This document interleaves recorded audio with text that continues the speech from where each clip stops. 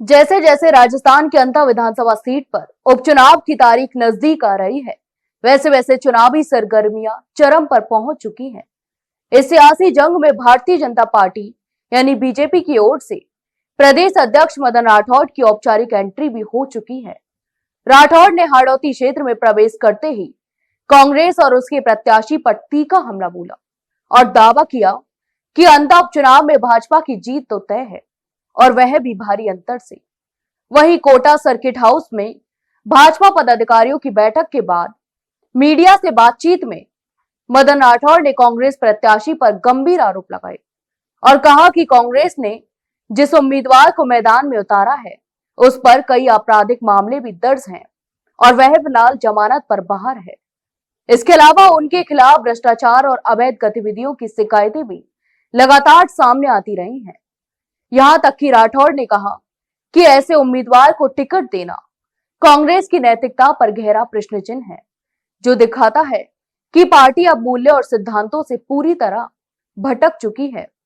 उन्होंने यह भी कहा कि कांग्रेस जनता को भ्रमित करने की राजनीति कर रही है, लेकिन मतदाता अब समझ चुके हैं कि प्रदेश अध्यक्ष ने कहा कि अंता उपचुनाव किसी त्रिकोणीय मुकाबले का मैदान नहीं, बल्कि यह भ्रष्टाचार और ईमानदारी के बीच की लड़ाई है और कहा कि भाजपा ने इस बार ऐसे प्रत्याशी को मैदान में उतारा है जिसकी साफ छवि और सामान्य परिवार से आता है।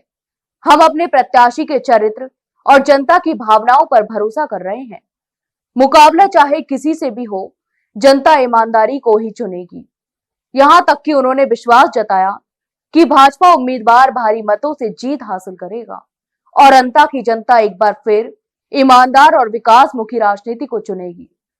तो वहीं राठौड़ ने कहा कि भाजपा केवल स्थानीय मुद्दों पर नहीं, बल्कि राज्य और राष्ट्र हित के बड़े मुद्दों पर चुनाव लड़ रही है और कहा कि मुख्यमंत्री वजुभाई शर्मा की सरकार ने राज्य में जन कल्याणकारी योजनाओं का जाल बिछाया है तो सीधे जनता तक पहुंच रही है।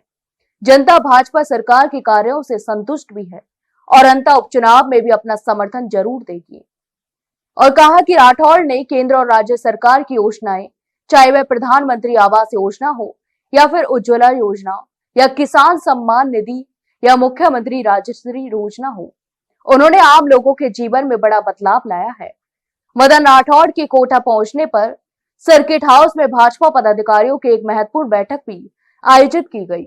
इस बैठक में उन्होंने संगठन को मजबूत करने, बूथ स्तर पर संपर्क बढ़ाने और प्रचार अभियानों को गति देने पर भी जोर दिया और कहा कि हमें हर बूथ तक पार्टी को संदेश पहुंचाना है ताकि अंता की जनता भाजपा की नीतियों और विकास कार्यों को समझ सके। इस दौरान भाजपा जिला अध्यक्ष राकेश जैन, वरिष्ठ नेता, पदाधिकारी और कार्यकर्ता बड़ी संख्या में मौजूद रहे। अंता उपचुनाव में अब भाजपा की तैयारियों ने रफ्तार पकड़ ली है। राठौड़ के इस दौरे को भाजपा की चुनावी रणनीति में एक निर्णायक कदम भी माना जा रहा है, जिसने कांग्रेस के खिलाफ सियासी हमला और भी तेज कर दिया है।